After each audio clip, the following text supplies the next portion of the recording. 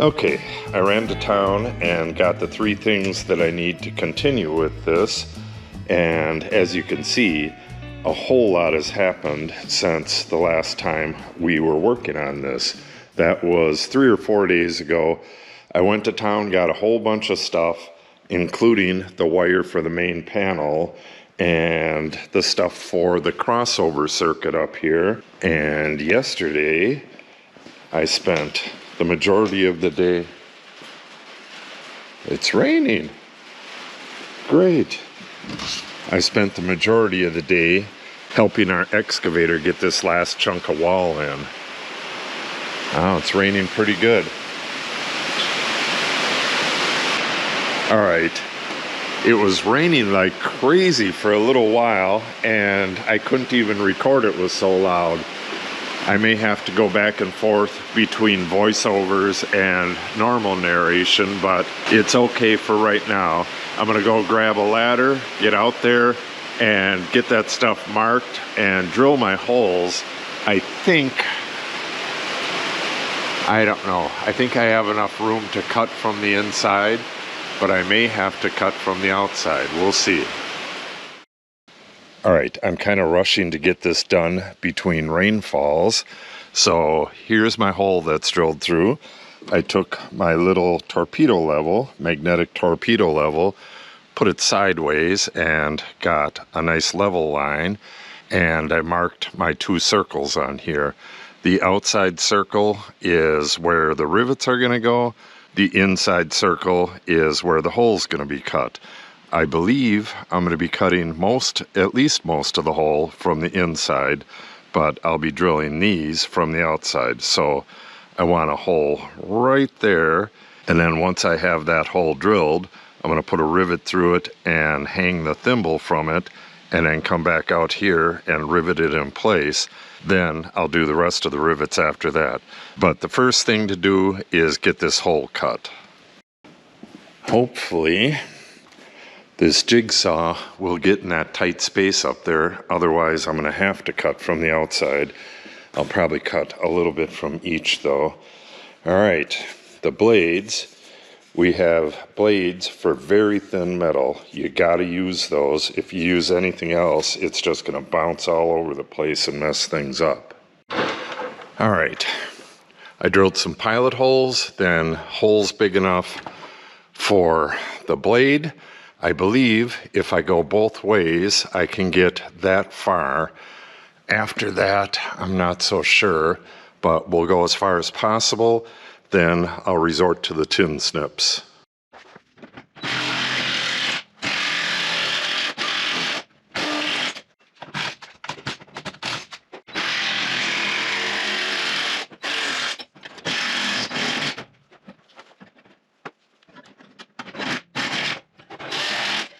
All right, that worked out real well. I just had to take off my little temporary girt here, and I could get at the whole thing almost. I had to go a little bit off on the top here, but that's not gonna matter at all. All right, let's get that hole drilled here and in the thimble and get that in place. All right, I got my rivet hole drilled, and all I did was reach out here, pop the rivet through, and hold the rivet and get this on. I don't have the rivet popped yet, and it looks like I got to turn it a little bit to the side to get everything to line up, but that's no big deal at all. All right, let me go find my rivet gun and get that rivet tightened down. Then I'll drill, I think 4 more holes, put 4 more rivets in, and the outside thimble will be done. All right, we have the outer thimble riveted in place. Let me show you this. After each rivet, I had to take the gun apart because they were jamming in there really tight, and this last rivet is completely locked in there. I put it in the vise, I couldn't yank that out. I may have to cut that off and drill it out in the drill press. I don't know, maybe it's just the 1/8 inch by 1/8 inch stainless steel that's doing that because of the tiny size and the stainless steelness. I don't know, but that did not go smoothly.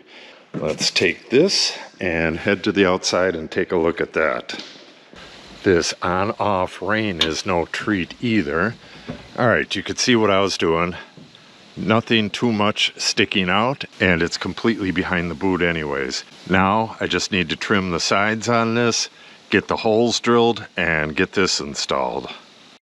All right, I cut a 7-inch wide piece of cardboard here and placed my boot on it, and I'm measuring in from the edge. I got about 3/8 there and 3/8 there, and then the amount cut off is right around 2 inches on each side, so that's about as good as I need to get it. Now I'm going to take this and flip it over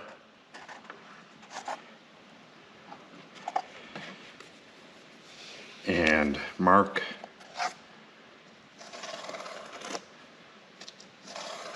the part that needs to be cut off. And I'll cut that off with the tin snips.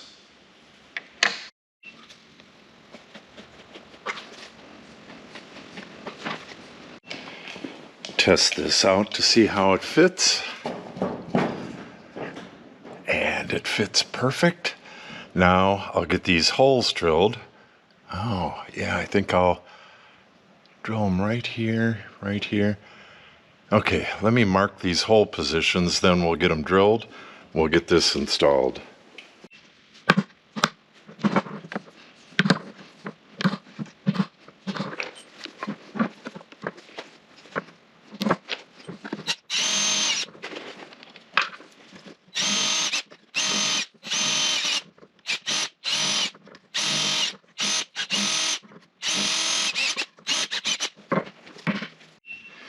All right, the diameter is listed on here.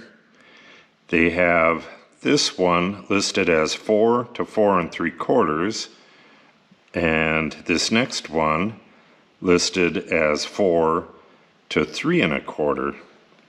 So I'm going to cut on this one here because I take the pipe.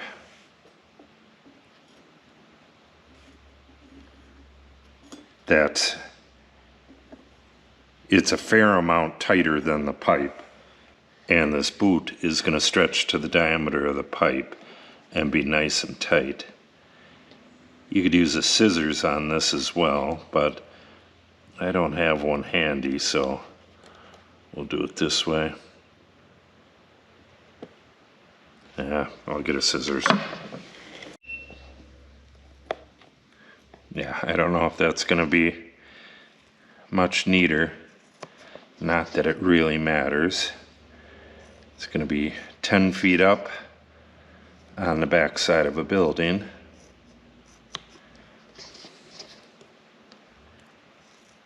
And once the pipe is through this boot, there'll be a stainless steel clamp clamping this silicone to the pipe, and it'll be 100% waterproof. All right, there we go.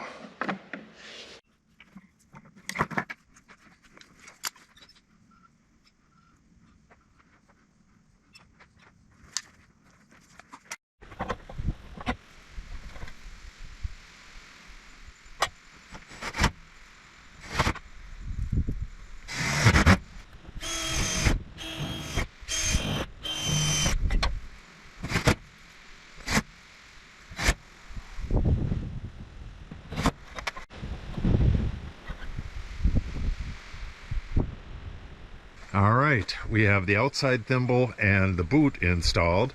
Now when it comes time to install the furnace, install the ductwork through the wall, all I got to do is push that through from the inside, then come out here, put a hose clamp around the silicone boot, and then put the termination on the pipe.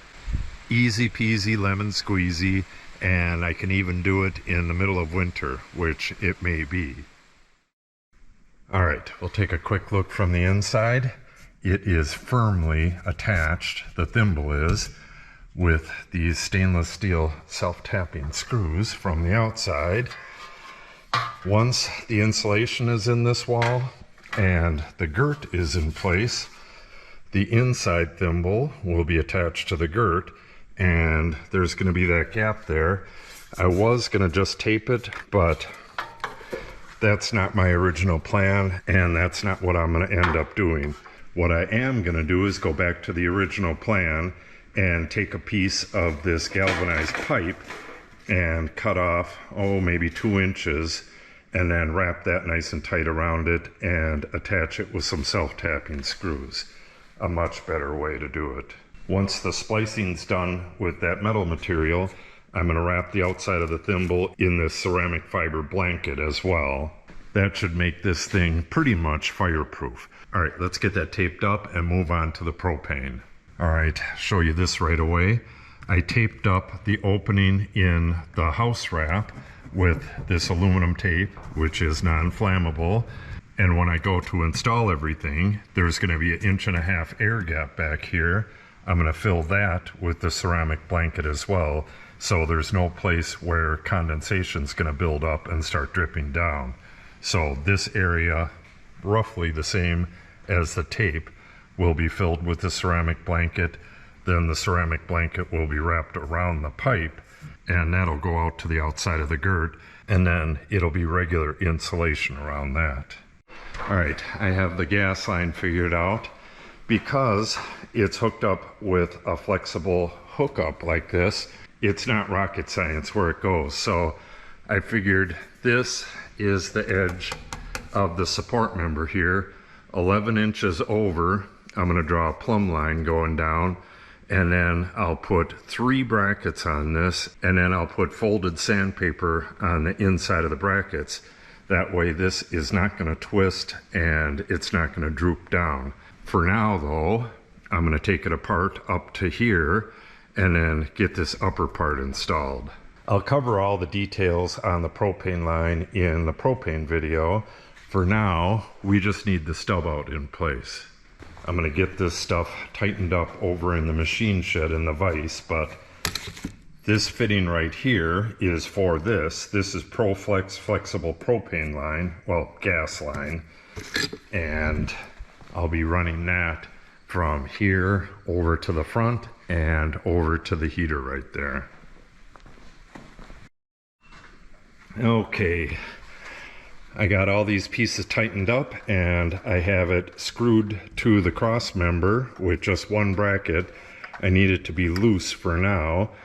Next, I'll connect this fitting to the flex line and run that back to where I left off before. And when I put the ceiling on, when I get this panel ready to go, I'm going to take this off and it'll just be on that flex line. I'll lift it up, draw the hole, cut the hole, and then push it through. Then I'll connect this permanently. The electrical is much easier. That's in about the same place as the propane. So when I have the ceiling a little bit past where the furnace is going to go, I'm going to install the furnace. And what I'll do is drill a hole through the tin ceiling big enough for this Romex clamp to fit through. And I'll push this through it, attach the box to the ceiling, and then push the Romex through the Romex clamp. And then once that's done, I'll use these 2 BX connectors, put one here and one here, and have a loop of BX going to here. That's going to be wired to the sub panel, which is going to be right in here, so I can't really do that right now, and it's going to be a real short run. It's going to go up inside a pipe, up through the ceiling, and over, and then right to there. As I put the panels up, I'll be doing half of the insulation. That'll be pretty interesting. You'll have to watch that one.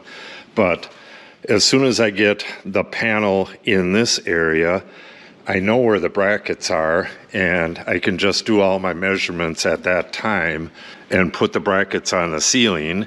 And at the same time, I can run my Romex over on the top of this and over to the panel there. In the end, the electrical box is going to go right in here somewhere. One last thing I need to record is the bracket to the center of the flue, which is 9.5 inches. Then if we go up here, we have the spot where the flue has to go. So if we measure up 9.5 inches, that's the top of the bracket right there. And then we can go up to the ceiling, and it's 15 inches. That's how long our drop brackets are going to have to be. And I have that recorded right here. 15-inch drop brackets, 9.5 inches to the flue, blah, blah, blah. All the other stuff is recorded. Oh, I drew that in here. This is the ceiling. That's the box, the Romex coming out, the BX coming out in the shop here. So I have everything I need to do further written down on here, and I just got to shove a rag in there and I'm done.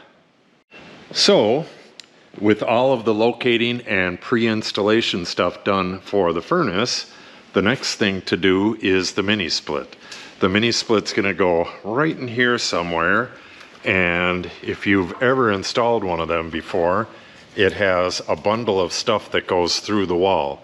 What we're going to do is cut a pipe on a slight angle and connect it to the wall, and then once our inner wall goes in, it'll be connected to that as well, and we'll cut a hole through the inner wall, a hole through the outer wall, and once we're ready to put the mini split in, we can just push the hoses right through there and connect it to the bracket on the wall.